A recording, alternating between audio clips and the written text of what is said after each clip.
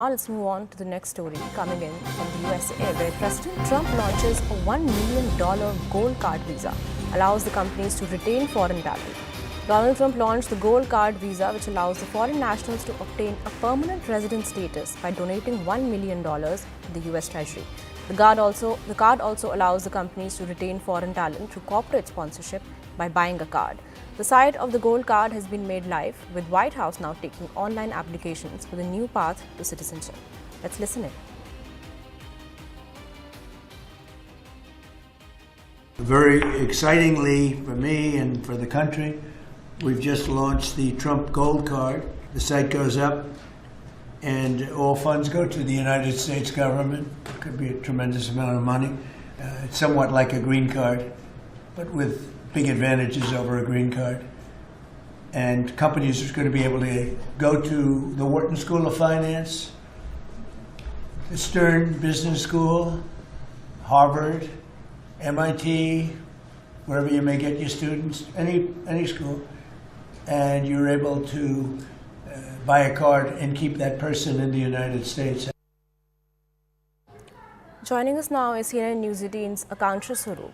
Akanksha, by allowing these foreigners to buy the US residency for $1 million, now is the US under this gold card scheme effectively seen as that they're commodifying the process of immigration? What does that mean for merit-based migration and for the global equity?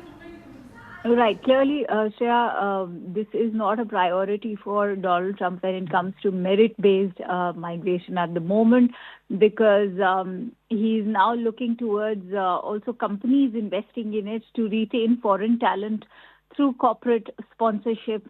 They can buy the gold card. Remember, this has been in the making and talks have been on for a while, but today it's extremely significant because now it's finally available on the site, which has been made live, with White House taking the online applications for what many are calling a new path to the citizenship.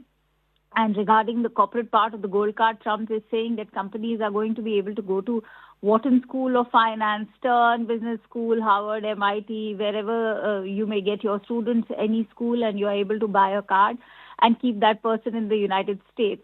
And he's calling this the best vetting process so far. More importantly, you're also looking at, say, companies like Apple. He's in fact also made that announcement, and he referred to Tim Cook. He said that nobody will be happier than Tim Cook because he was the one who spoke the maximum about it, is what Donald Trump is claiming. That probably billions of dollars will now go to Treasury of the United States. So this is perhaps what Donald Trump was looking towards, using this $1 million worth gold card to add to the U.S. Treasury and bring more money into the U.S. It's somewhat like a green card, but with big advantages over a green card, is what he's claiming, because companies will be able to go to any school, buy a card, and keep that person in the United States. It's a gift to get somebody great coming into the U.S., because according to Donald Trump, he says that we think there will be some tremendous people who otherwise wouldn't have been allowed to stay. And according now, just to run our viewers through the procedures, the Trump Corporate Gold Card will be issued to a corporate sponsor for hiring one or more employees, and the corporate sponsor will also be required to pay a $15,000 processing fee per employee and a $2 million gift per employee after completion of the vetting procedure. And there's also a reaction which has come in from the Commerce Secretary, Howard Lutnick, who's gone on to announce that individuals will be paying $1 million and corporations will be paying $2 million to bring in an employee. And he's touting the new Trump Gold Card for immigrants as the best vetting procedure, $15,000 vetting to make sure these people absolutely qualify to be in America.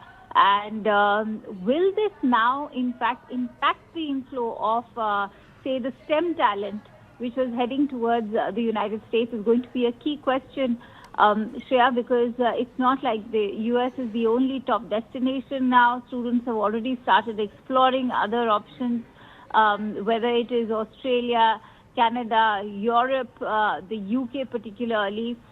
Several other countries are now on their list. So will this impact the overall STEM talent? Remember, this is also arriving a day after we've seen how the the big Silicon Valley companies, whether it is Amazon, Microsoft, all of them making their heavy bets to invest in India. And with several institutions also coming to India, particularly from Europe, as far as universities are concerned. So we'll have to see if the US can actually bet on this $1 million gold card. Right. So, Kansha, also for countries like India, who have historically supplied large number of students and tech professionals to the US, how will this change their access? This will significantly change their access to the American residency, because now all the wealthy individuals will have a realistic path, while ordinary graduates who are not able to get corporate sponsorships will be effectively squeezed out. Well, absolutely, and that is precisely the idea behind introducing this $1 million gold card visa, and that is exactly what Donald Trump wants to do, because this is also part of his America First agenda, remember, Shreya, and that is why you will also have a bump up, say, for other countries, particularly in the Middle East as well. If you look at the UAE, they also have similar sort of visa policies, but they at a much affordable rate, and you could expect, as I said, students diversifying their destination choices. That's already amply being clear after Donald Trump started cracking down on student immigration, particularly the Indian students and Chinese, who, remember, form a majority when it comes to US universities. And we've already seen that pan out across 2025. And this is bound to sort of squeeze out the student flow, and subsequently even, say, the flow of STEM graduates, or even, say, young workers from the IT companies.